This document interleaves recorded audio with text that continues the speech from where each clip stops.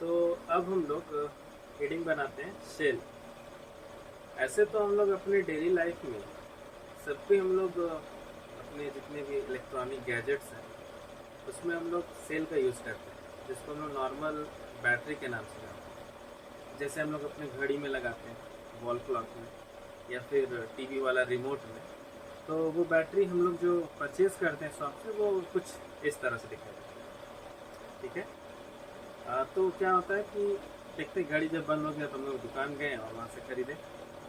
ये बैटरी में हम लोग क्या क्या देख पाते हैं, अगर इसको हम लोग खोलेंगे तो इसके अंदर से ब्लैक पाउडर के जैसा निकलेगा। जो हम लोग क्लास 8 और 9th में पढ़े हैं कि इसके अंदर कॉपर सल्फेट का सॉल्यूशन है, जिसका कलर कैसा रहता है, तो ब्लैक कलर का होता है। इसमें दो टर्मिनल होता है, एक पॉजिटिव और एक नेगेटिव। तो बेसिकली सेल क्या है?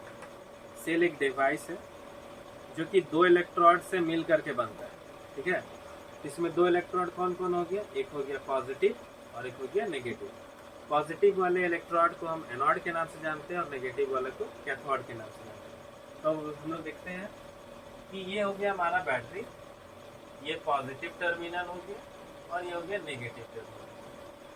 इसके अंदर जो है वो कॉपर सल्फेट का सॉल्यूशन जो है वो डिपॉजिट किया जाता है।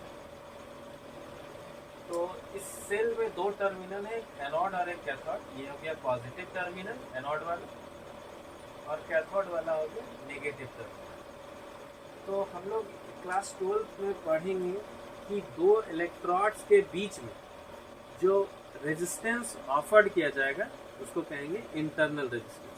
इससे पहले हम लोग अपने प्रीवियस क्लासेस में पढ़ रहे थे ओम्स लॉ, वहाँ पर रेजिस्टेंस का हम लोग जिक्र किए थे। पर यहाँ पर जो रेजिस्टेंस है वो है internal resistance.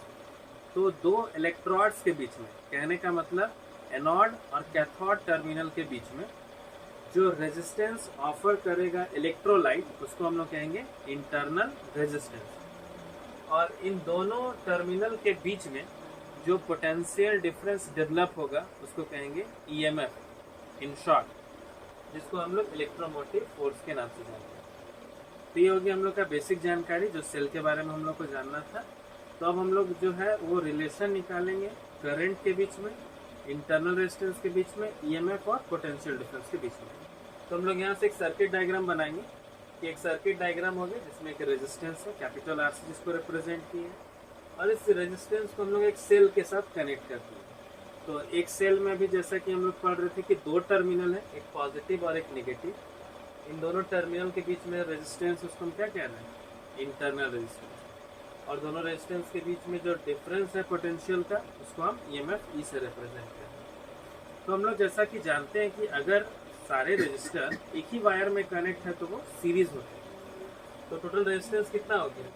Small R plus capital R. Small R हो गया ये सेल का रेजिस्टेंस, तो एक ही वायर में कनेक्ट है तो सीरीज में हो गया small R plus capital R. EMF इसका हो गया ई। ओम्स लॉ से हम लोग जानते हैं करंट बराबर ईएमएफ बाई रेजिस्टेंस। ईएमएफ की जगह सी लिखे और ये R plus capital R. Cross multiplication किए तो ई बराबर आई ब्रैकेट में small R plus capital R, multiply कर दिए। ओम्स लॉ से हम लोग जानते हैं वी बराबर आई आर की जगह रखे वी। ये एक रिलेशन होगी। अगर हम वी को इक्वल टू उधर भेज दे तो माइनस में हो गया। अब एक एक करके इंडिविजुअली क्रॉस मल्टीप्लिकेशन करेंगे तो करंट का वैल्यू आ जाएगा और इधर रेजिस्टेंस का वैल्यू आ जाएगा। तब तक यहाँ तक नोट करो।